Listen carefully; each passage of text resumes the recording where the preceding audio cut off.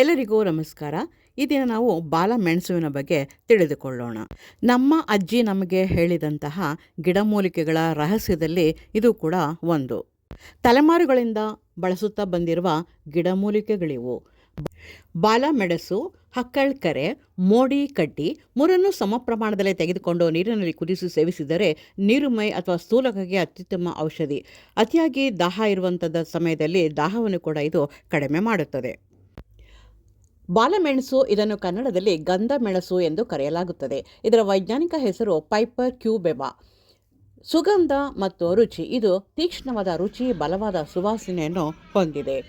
ಕಂಕೋಲ ಬಲವಾದ ಮರದ ಕಾಂಡವನ್ನು ಹೊಂದಿದೆ. ಎಲೆ 5 ರಿಂದ 6 ಇಂಚು ಉದ್ದ ಬೆಳೆಯುತ್ತದೆ. ದೃಷ್ಟಿಯ ಸ್ಪಷ್ಟತೆಯನ್ನು ಇದು ಸುಧಾರಿಸುತ್ತದೆ. ವಾತ, ಪಿತ್ತ, ಕಫ, ಕಲ್ಮಶಗಳಿಂದ ಉಂಟಾಗುವ ಅಸ್ವಸ್ಥತೆಯನ್ನು ಹೋಗಲಾಡಿಸುತ್ತದೆ. ಉಪಯೋಗ: ಬಾಯಿ ದುರ್ವಾಸನೆ, ಹೃದಯ ಸಂಬಂಧಿ ಅಸ್ವಸ್ಥತೆ, ಜಂತುಹುಳ ಬಾಧೆ, ಕಡಿಮೆ ಜೀರ್ಣಶಕ್ತಿ ಇಂತಹ ಸಮಸ್ಯೆಗಳಿಗೆ ಅತ್ಯುತ್ತಮ ಪರಿಹಾರವಾಗಿದೆ.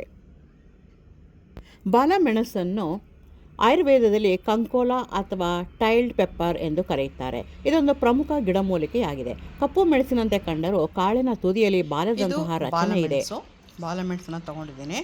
ಇದನ್ನು ನುಣ್ಣಗೆ ಪುಡಿ ಮಾಡ್ಕೊಳ್ಳೋದಕ್ಕೆ ಈ ಒಂದು ಕುಟಾಣಿಯನ್ನು ನಾನು ಇಲ್ಲಿ ಬಳಸ್ಕೊಳ್ತಾ ಇದ್ದೀನಿ. ಈ ಚೂರ್ಣವನ್ನು ಹೀಗೆ ತಯಾರು ಮಾಡ್ಕೊಂಡಿದ್ದೀನಿ. ಇದು ಅತ್ಯಂತ ಸುವಾಸನೆಯನ್ನು ಬೀರುವಂತಹ ಒಂದು ಪುಡಿಯಾಗಿದೆ. ಇದು ಅತ್ಯುತ್ತಮ ಒಂದು ಔಷಧವಾಗಿ ಕೂಡ ಇದು ಕೆಲಸವನ್ನು ಮಾಡುತ್ತೆ. ಬಾಲಮೆಣಸಿನ ಚೂರ್ಣವನ್ನು 20-30 ಮಿಲಿಗ್ರಾಮ್ ನೀರಿನಲ್ಲಿ ನಾನು ಬೆರೆಸ್ಕೊಂಡು ರೆಡಿ ಮಾಡಿ ಇಟ್ಕೊಂಡಿದ್ದೀನಿ. ಇದನ್ನು ಫಿಲ್ಟರ್ ಮಾಡಿ ಬೇಕಾದರೂ ಕೂಡ ನಾವು ಪ್ರತಿದಿನ ಸಂಜೆ ಇದನ್ನು ಕುಡಿಬೇಕಾಗುತ್ತೆ. ಇದರ ಉಪಯೋಗ ಆಮೇಲೆ ನಾನು ಹೇಳ್ತೀನಿ. ಮತ್ತೀಗ ಹಾಲನ್ನು ತಗೊಂಡಿದ್ದೀನಿ. ಈ ಹಾಲಿಗೆ ಕೂಡ ನಾವು ಒಂದು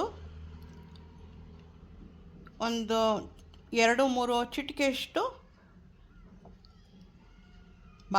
ಬಾಲಮೆಣಸಿನ ಪುಡಿಯನ್ನು ಸೇರಿಸ್ಕೊಂಡು ಕುಡಿಬೇಕು. ಇದು ಕೂಡ ಪ್ರತಿದಿನ. ಇಲ್ಲಿ ನಾನು ಈ ಚೂರ್ಣಕ್ಕೆ ನೀರನ್ನು ಸೇರಿಸಿ ಪೇಸ್ಟ್ ಮಾಡಿ ರೆಡಿ ಮಾಡಿಟ್ಕೊಂಡಿದ್ದೀನಿ.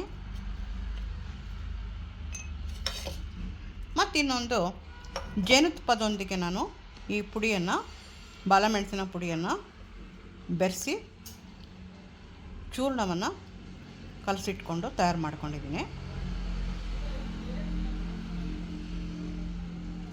ಇದಿಷ್ಟನ್ನು ನಾವು ಬೇರೆ ಬೇರೆ ಉಪಯೋಗಗಳಿಗೆ ಬಳಸ್ಕೊಳ್ಬೋದು. ಇದು ಬಾಲಮೆಣಸು ಮತ್ತು ನಾನು ಈ ಜೇನುತುಪ್ಪವನ್ನು ತೊಗೊಂಡಿದ್ದೀನಿ. ಮತ್ತು ಬಾಲಮೆಣಸನ್ನು ಈ ಕುಟಾಣಿಯಲ್ಲಿ ಕುಟ್ಟಿ ನಾನು ನುಣ್ಣಗೆ ಪುಡಿ ಮಾಡ್ಕೊಂಡಿದ್ದೀನಿ. ಇದು ಪುಡಿ ಮಾಡಿಕೊಂಡಂತಹ ಒಂದು ಬಾಲಮೆಣಸಿನ ಚೂರ್ಣ. ಮತ್ತು ನೀರಿಗೆ ನಾನು 2-3 ಚಿಟಿಕೆಯಷ್ಟು ಬಾಲಮೆಣಸಿನ ಚೂರ್ಣವನ್ನು ಬೆರೆಸಿಟ್ಕೊಂಡಿದ್ದೀನಿ.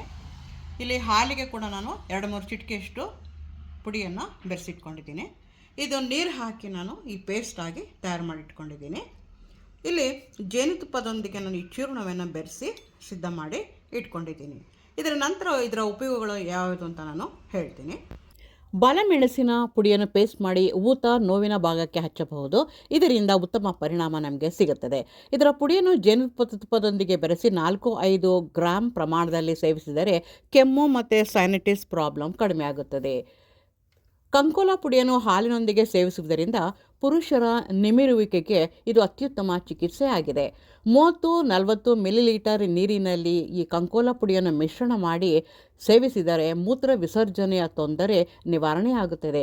ಈ ಪೇಸ್ಟನ್ನು ಸಂಭೋಗದ ಸಮಯದಲ್ಲಿ ಪುರುಷ ಜನನಾಂಗದ ಮೇಲೆ ಹಚ್ಚುವುದರಿಂದ ಅತ್ಯಂತ ಪ್ರಯೋಜನವುಂಟು.